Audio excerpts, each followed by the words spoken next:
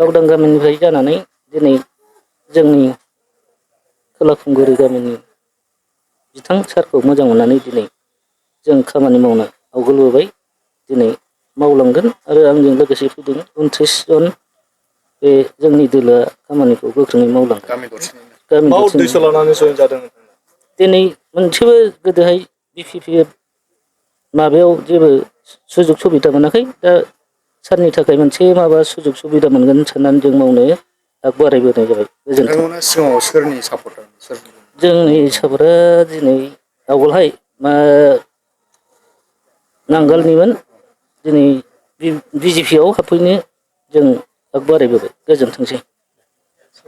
गिबियाव नोंथांमोननि सिगांखौ बरायग्रोबाय दिनैहाय दावलिगुरि प्राइमारिनिफ्राय साउथ जामगुरि होननाय गामियैनो साउथ खुंगुरि खोला खुंगुरि होननानै बुङो बिथांमोना गामि हलैनो दिनैहाय गावबुराजों लोगोसे बयबो जोंनि फुराना BPPनि कर्मिजोबमोन बिथांमोना आंजोंनो सिगांनिफ्रायनो मावबाय थाग्राखामोन बिथांमोना दिनैहाय फैनानै आंजों जयनिं जाफैबाय दा बिसोरखौ आं बरायनानै लाबाय। दा लासै लासैनो आं बनगाव समस्थियाव नुहुरगासिनो दं लासै लासैनो बयबो BJPआव हाबनो थाखाय बले बले रायज्लायगासिनो दं लासै लासै आं मोनजोबगोन आरो आसा खालामदों निस्सय इसिबां फुराना जोंनि BPPनि वार्कारफोर सापर्टारफोर बिथांमोना आंजोंनो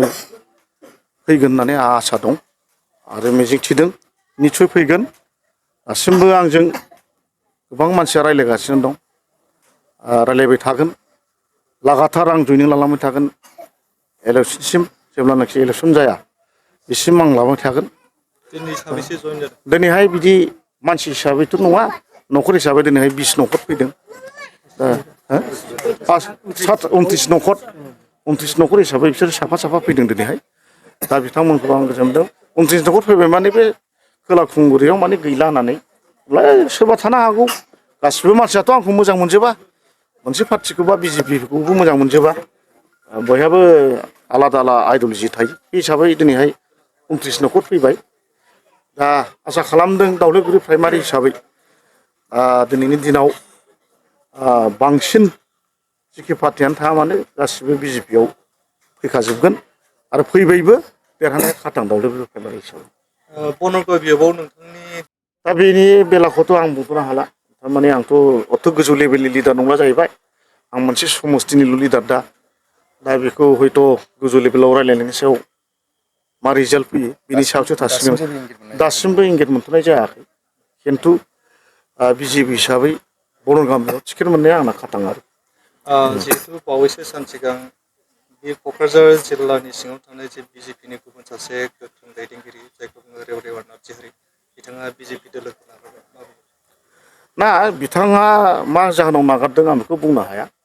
नाथाय आसा खालामदों बिथाङा फिन गिदिंनानै फैफिनगोन हयथ' माबा मोनसे उसुबिदा माबा मोनसे सिन्था खालामनानै थांदों जानो हागौ जोंहा बे थांनायाव जेबो बुंनांगौ गैया थांथों बयबो राजनिथिक दरजाया सब समाय खुलाखा बयबो थांलाय फैलाया थाखायो खिन्थु बिथाङा मा जाहोनाव थांदों आं बेखौ मिथिया। खहा लाबोगोन नामा जुदि थांबावनाय जायो? खहाथ' बिदि जाया खहायाथ' नोङो मोनफ्रोमबो राजनिथिक दोलोआव बिदिनो गोबां नेताफ्रा थांलाय फैलाय खालामो माथो बिदिनो एसेटिस थाफिनो माथो पार्टिफ्रा खहा जानाय नङा आसा खालामदों बिथाङा गुरायनानै फैफिनगोन।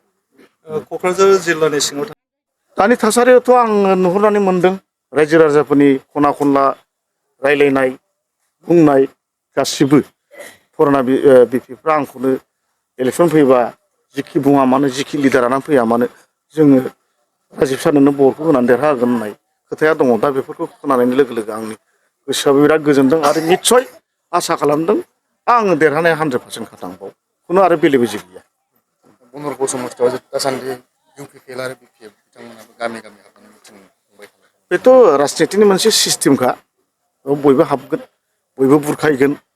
आंबो थांगोन बिसोरबो हाबगोन बेखौथ' रावबो बादा होनो हाया। दा BPF हिसाबै आं खोनादों गोदान केन्डिडेट जागोन होननानै बिथाङा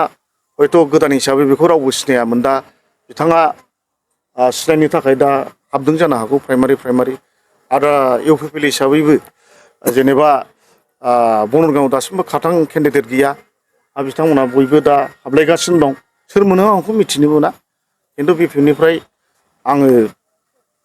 कुमुद नार्जारिखौ आं खोनाबाय बिथाङा दा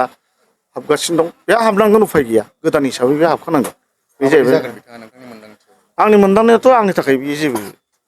खोथा नङा आरो साननांगौ आंहा जेबो गैया गेलेथों बिथाङाबो बयबो राजनितियावथ' गावखौ दुरबल होननानै लाया बयबो देरहागोनखौथ' होननानै लाखागोन बे 200 माबा देरहागोन होननानैबो लानो हागौ 200% देरहायाना फुटबला जेरैहाय फाइनालाव गरसेयावनो देरहायो थिग बिदिनो ओंखायनो आं मोनदों 100% आं देरहागोन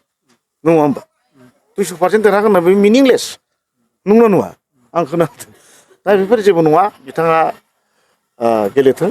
दा बिपिएफनिफ्राय बेखौ सायख'दों होननाय खोनादों बिथाङा सिगाङाव राजखान्थियाव ओंखारनो बिथाङा ओंखाराखैमोन बिथाङा साख्रि मावदों आंनि मिथिनायाव बिथाङा साख्रि मावदों दा रिटायार जाबाय भिडिअ होननाय खोनादों भिडिअ सिनायखायो आङो गोदोनिफ्रायनो दानिल' खोथा नङा गोदोनिफ्रायनो जों सिना जानाखा थांलाय फैलायबो बिथांमोनजों दंलायो सोमोन्दो दंलायोमोन जोङो रावबो नङा बिथाङाबो जोंनिनो मानसिखा जायखिजाया बे जानायाव आंहा जेबो आपत्ति गैया नोंथांमोना फैगौ बिसायख'थियाव गासैबो बिजेपि दोलोआ बिजाथि फसंजोबगोन ना बेखौथ' दाखालि जोंहा मानाव गेदेर आसामनि आफादगिरि मानाव गेदेर दिलिप सखिया बिथाङा बुंबाय जे जोङो गासैयावबो गेलेगोन होननानै बुंदों बुंनाया ओमफ्राय मोननै सिटखौ गेलेनाय नङा